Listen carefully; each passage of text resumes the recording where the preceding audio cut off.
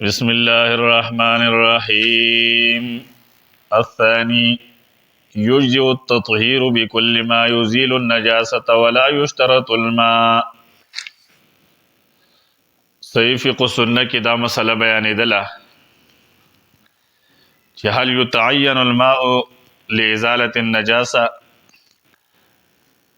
آیا اوبه ضروری دي لپاره د لرې کولو د پلیتۍ، ام يجوز ازالتها بغیره من المائعات وغیرها، او یا د پلیتی لرې کول جایز دي بغیر د اوبونه چې د اوبونه علاوه نور نرم سیزونه وي. نو پدې کې فرمایلی چې د علماو اختلاف ته مشهور قولونه ذکر کول، پاغي کې اولنې قول هغه ذکر کړو چې د اوبونه علاوه بل هیڅ یو څیز سره پلیتی نه لري کیږي، چې پاغي کې اولنې قول چې واغه د امام مالک مشهور قول او د امام احمد ابن حنبل او د امام شافعی رحمه الله جدید قول او امام شوکانی رحمه الله هم داوی په طرز باندې تلو او داوی دلایل ذکر کړو. په نننی درس کې دا دویم قول ذکر کیږي او دویم قول دار یجزئ التطهیر جایز دی پاکی حاصلول پارا غس سره چاغه پلیتی لري کوي او اوبه ضروری نه دی، بس هر یو سیس سره چې پلیتی لري کړي شي دا جایز ده. وهذا مذهب ابي حنیفه، او دا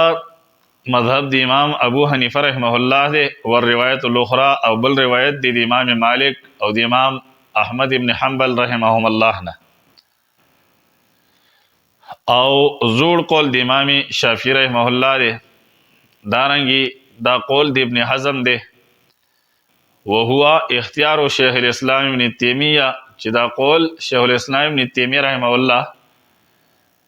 غوړه کړی دی، دله ترجیح ور کړی ده. دغه رنګي دا قول علامه ابن عثیمین رحمه الله غوړه کړی دی. صاحب د کتاب د صحیح فقه سنه والا هغه هم دې لپاره ترجیح ورکوي چې وهو الراجح، دا قول راجح دی د وجه د هغې نه چې رستو راځي. نو دې ترجیح دپاره وجوه ذکر کوي. اولنۍ وجه دا ده چې ان کون الماء طهور، چې کېدل د اوبو چې دا طهور دی، معنا چې طاهر هم دي مطهر هم دي. لا یمنع من کون غیره مطهرا کذلک، دا نه منع کوي د کېدلو د غیر دغه اوبو نه چې د اوبو نه علاوه بل څه شی دی مطهر نه وي دغه رنګې. ځکه فإن القاعده، یقینا قاعده چې دا قانون دا دی، ان عدم السبب المعین،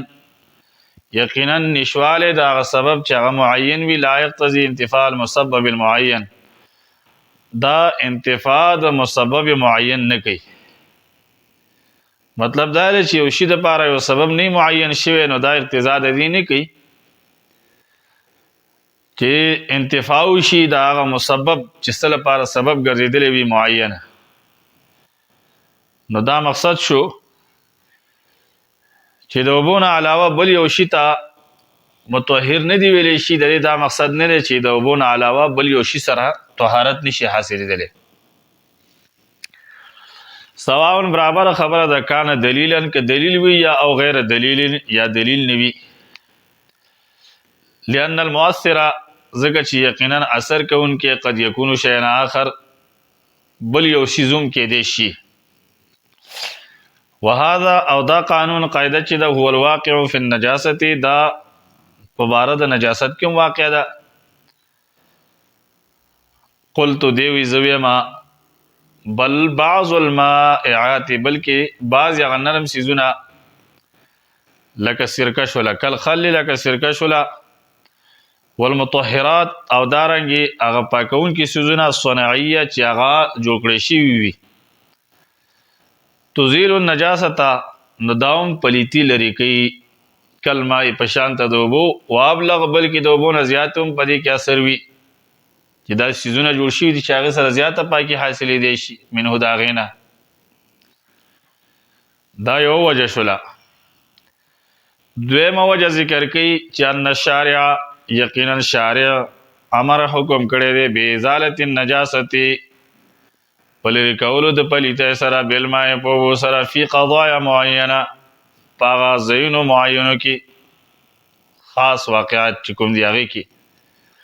هو لم یامر حکم نه کړی امرا عاما حکم عام بیان تو زاله چې لری کړی شي کله نجاست هر یو پلیتی بالماء په سره دای نه دی ویل چار پلیتی او سره لری کوي داسې دلیل نشته دی بارک درې موجدارا نشر یقینا شریعت چې قد اذنا یقینا اجازت ورکړي دی فی ازالتی بعض النجاسات پلری کولو د بعضی پلیتو کې بغیر الماء بغیر دوبونه او بونه علاوه نور سيزونو سره پلیتی لري کې دي مثال څنګه دی کل استجمار لکه طلب د پاکه حاصلولو بالحجارت په غټو باندې چې غټو باندې استنجا کیږي نو غټو سره پاکي حاصلې دي شي اگر چې وب استعمال نشي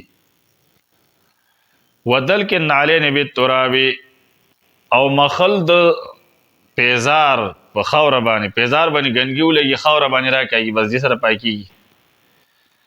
وتطهير ذیل الثوب بالارض او پاکول داغه طرف د جامع پس مکه باندې مقصد دا دی چې کله یو جامه پلیته شي هغه جامه پس مکه باندې راخ کلی شي پاکي زمکه باندې لاړ شي نو دا پاکيږي وغیر ذالک او سوا د دین مما تقدم دا غسنه چې مخ تیر وتی دي درې وجه بیان کړي سلورم وجه ان ازاله النجاسه یقینا لري کول د پلیته لیست من باب المامور دا ندی د باب د مامور نه دا داغه سره تعلق نه ساتي چې دی باره کې حکم کړی شوی دی چې تاسو دا پلیتی دا لری کوي دا سینه دی ویلي بلکې من باب اجتناب المحظور دا د باب د غزان بچ کولو د محظور نه دی چې شریعت کې دا ویلي چې تاسو پلیتای نه ځان بچ کوي دا نه دی ویلي چې پلیتی لری کوي نو هر کله چې ویلي ځان بچ کوي فائدہ حاصله پس هر کله چې حاصل شي د غلری کول د نجاست بیا یې سبب ان ثبت الحكم کوم یو سبب باندې چې وینو ثابتيږي حکم یعنی حکم د تطهیر ولذلك او د دې وجنه لا یشترطون الشرط لازاله النجاسه نیه لری کول د پلیتای د پار نیت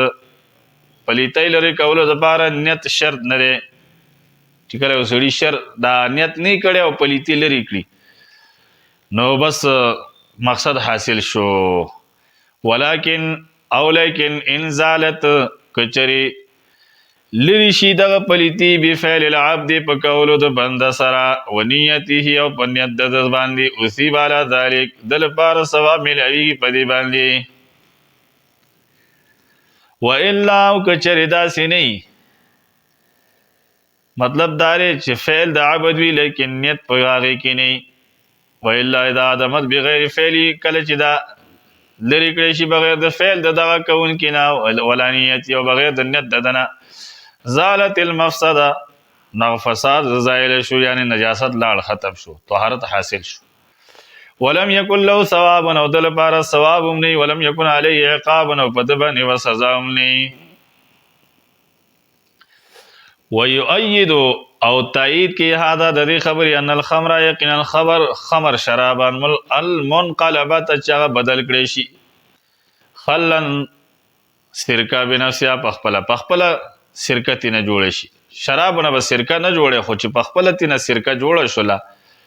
نو تو طرف دا بیا پاکي عند القائلين بالنجاسه هغه څوک چې هغه قائل لی په دی باندې چې دا شراب دا نجستی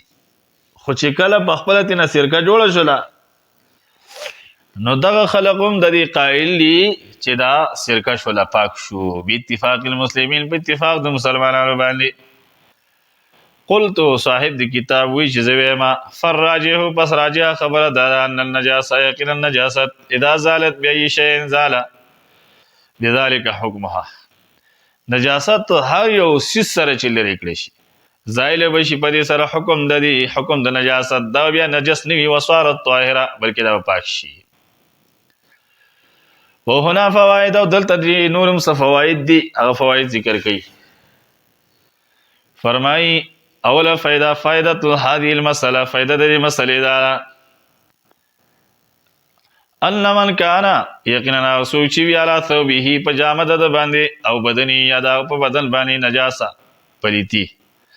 فاستعمل بس د استعمال کی شی نه اوسیز من المنظفات الطاهره دا پاکون کی سيزون کو نه چا پاکی غیر الماء سوا دو بنا لزالتها لپاره د لري کول دري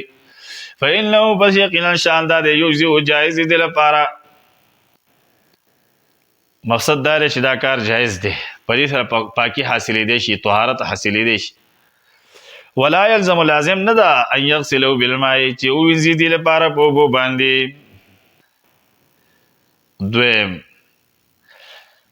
دویمه فائدہ لا يجوز نه جایز استعمال الاطعمه استعمال ول دا خوراکونو ولا شربا او دا سيزونو چې هغه سکلې کی فی ازالت النجاست بلر کولو د پلیته کې غیر حاجت سوا د حاجت نه به ضرورت ادا سی کول نه دی پکار ولی لما فی ذلک من فساد الاموال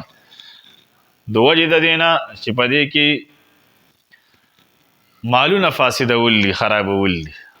مالونه ضایع کول او ضایع کول د مال د حرام دي. درېمه فائدہ دا چې انما يحصل به الطهاره یقینا چې حاصلې په سره طهارت بغیر الماء بغیر دوونه من الماءات د نرم سيزونو او غیرها یا سوا د نرم سيزونو نه انما هو فی النجاسات الحقیقیه دا پاغ نجاستونو کې چې نجاست حقیقي مرئیه ویل دي کېږي ښکاری په بدن باندې التي تكون چاغه کیږي على الثوب پجامه باندې او البدن یا په بدن باندې او المکان یا په اوځه باندې